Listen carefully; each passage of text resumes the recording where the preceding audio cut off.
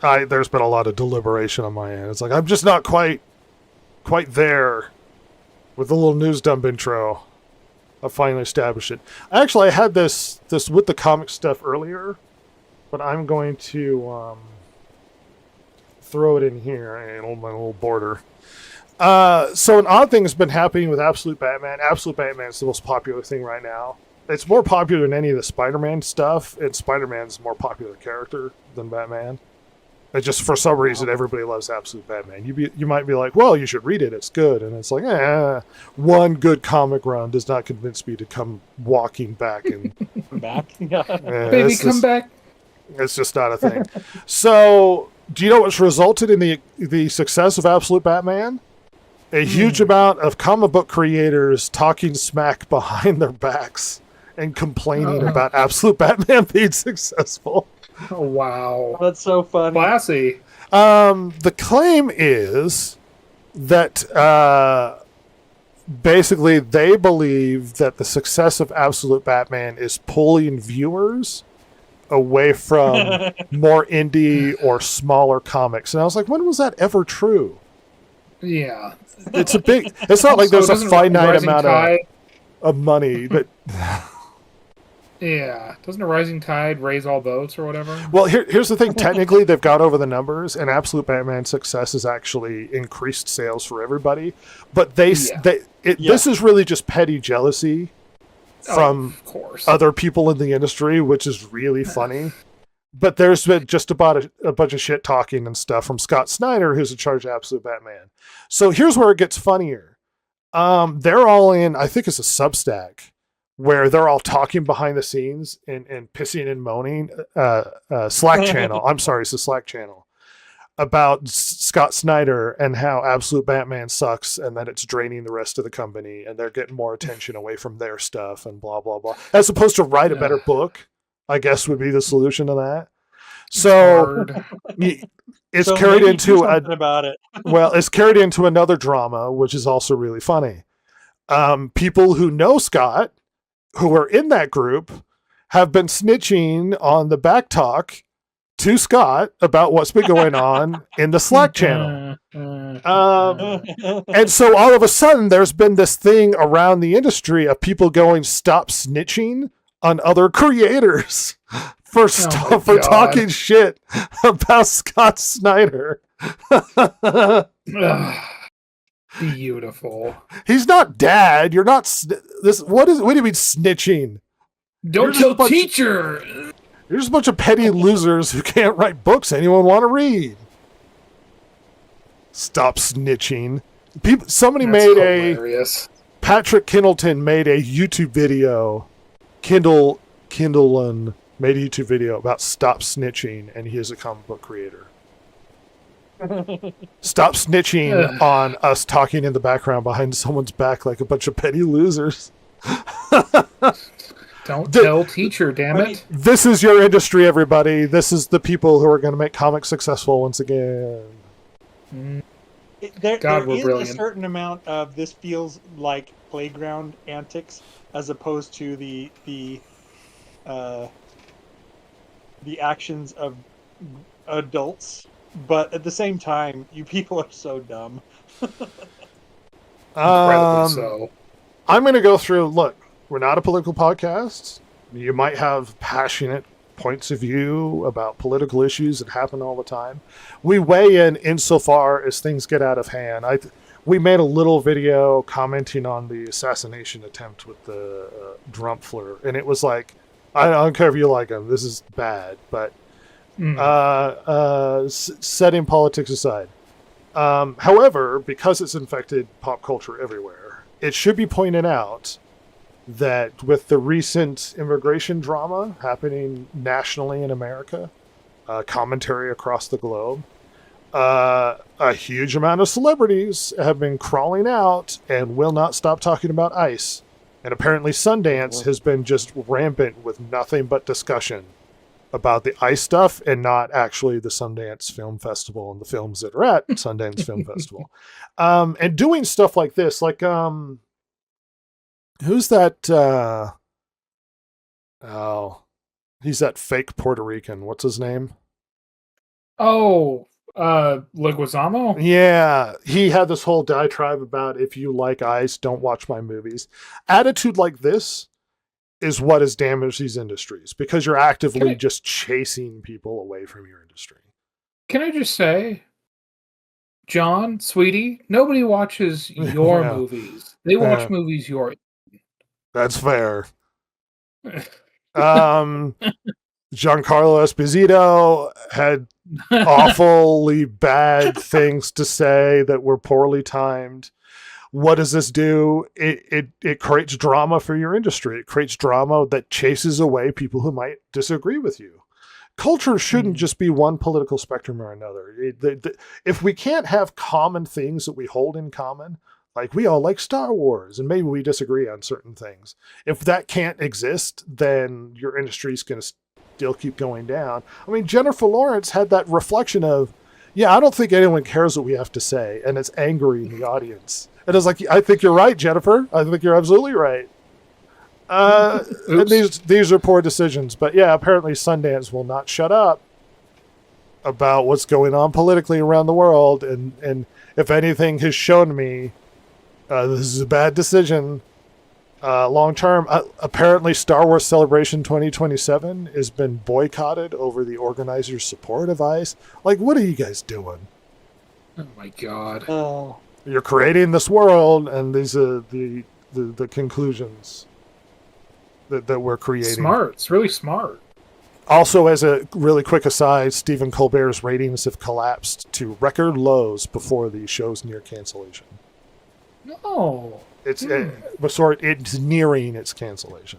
So wouldn't you think people who really support it are defenders of it, the show would gain viewers as it ends its run? But it's just losing as it ends its run. People just leaving. Yeah, amazing. It's a bad sign. Amazing.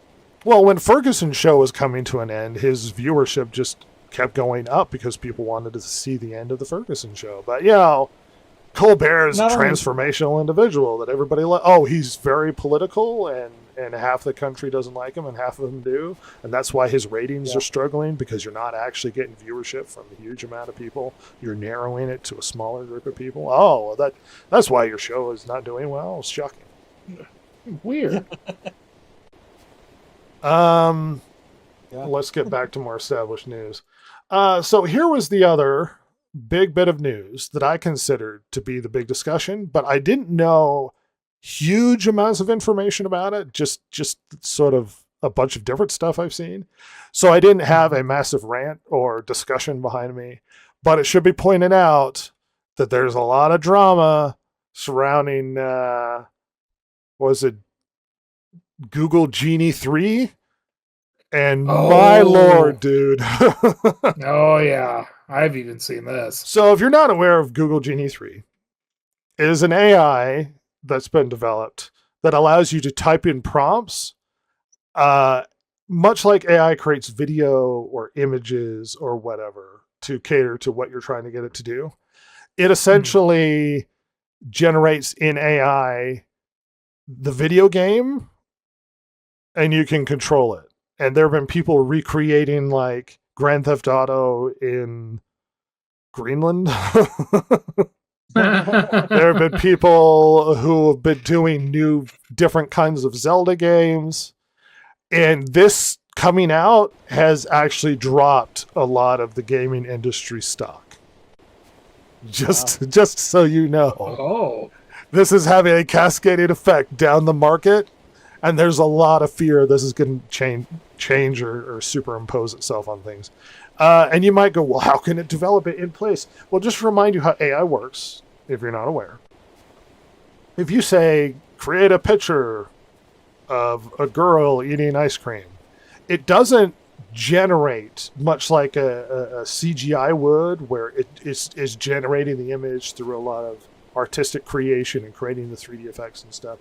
What essentially it's doing is it's looking at millions upon millions of examples of a girl eating ice cream, and then it's approximating that image of a girl eating ice cream.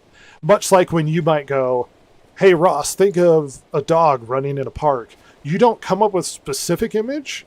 You sort of coagulate a bunch of the different visions of what you have seen to approximate what a dog would look like running in a park. Yeah. That's what AI is really doing. It's sort of combining everything and creating something new, sort of approximated from all of the other stuff.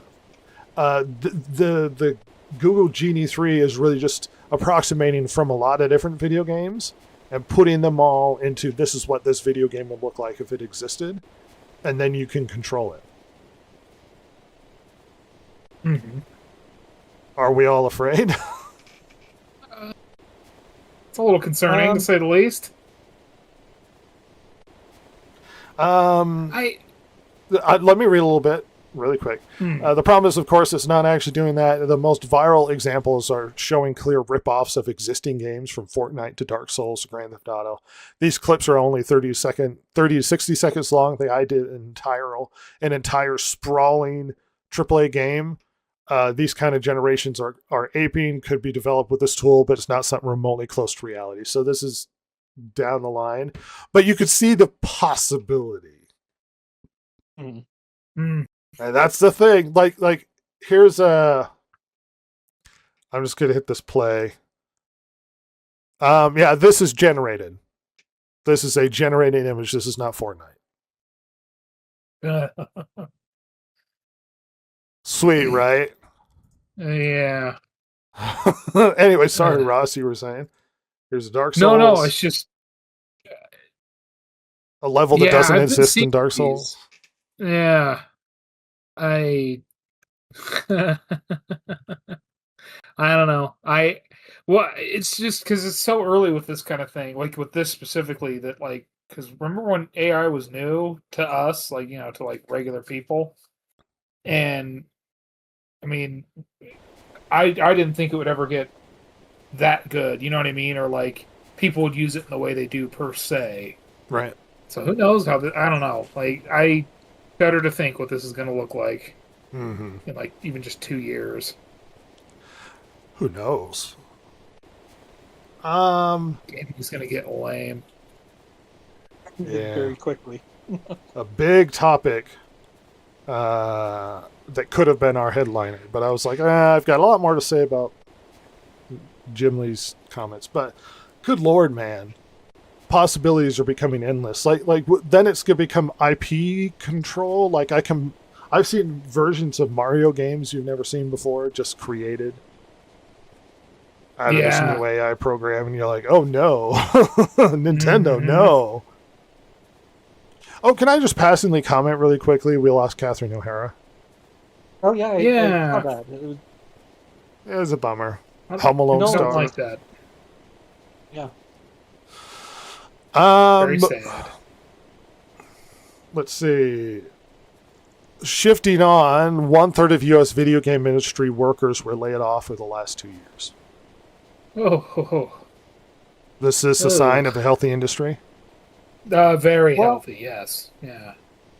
The thing is that this industry has been notorious for doing stuff like that since forever. Basically, they hire a bunch of people for crunch time and then they lay them all off. Yeah, but this is the industry as a whole. This isn't just one company. Well, right, but I'm wondering how much, since that is a common practice in the industry, how much is the increase? You know what I mean? This is a third down over the past 2 years from what was before. Oh, wow. I mean, we comment constantly about, well, this company fired a bunch of people and this company fired a bunch of people. And it's like, no, it is a massive problem across the board. So Star Trek is a big discussion right now. We could go into details, but we're not, because none of us is watching bad Star Trek. But one thing I found interesting is, if you're not aware, Paramount put Starfleet Academy's first episode on YouTube to a disastrous launch and lack of success. Would you be surprised that they privated that video? You can't watch it anymore. Yeah.